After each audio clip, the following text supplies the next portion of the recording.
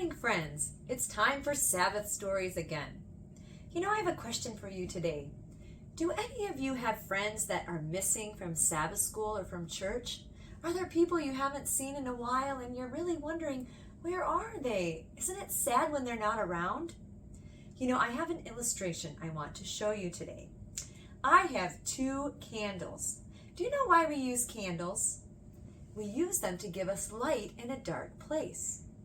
Did you know that Satan has made this world very dark because he tries to keep us from Jesus and his wonderful love and the truths that are in the Bible?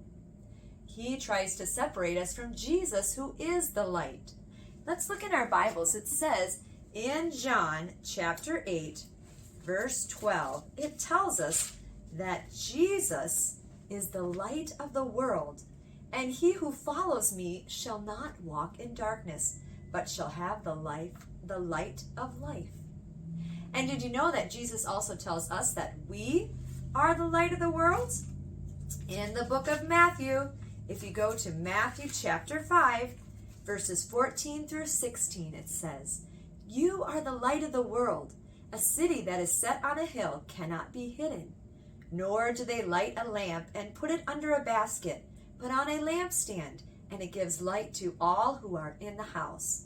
Let your light so shine before men, that they may see your good works and glorify your Father in heaven." I want to show you something about these 2 candles because they remind me of some friends of mine from church. I'm going to take the light. We go to Jesus, the light of the world, and he helps us. He gives us the light and helps us to be that light to other people. So in our illustration today, we are the light, and here's our friends from church who are also the light.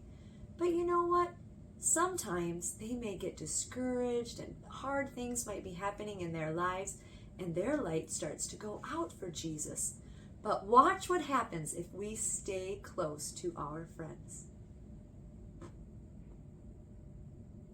Did you see that?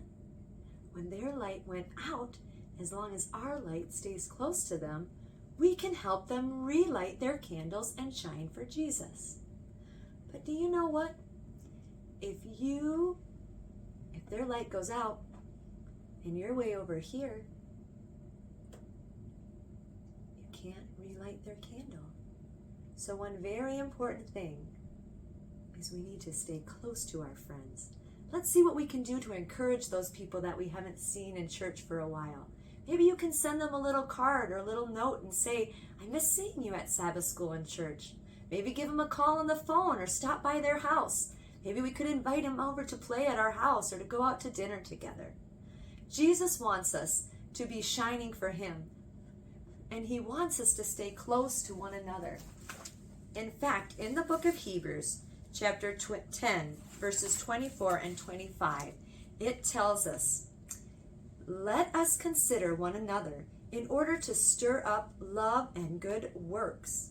And he does not want us to forsake the assembling of ourselves together, and so much the more as we get close to his second coming. So let's stay close to our friends and stay close to Jesus and keep shining for him.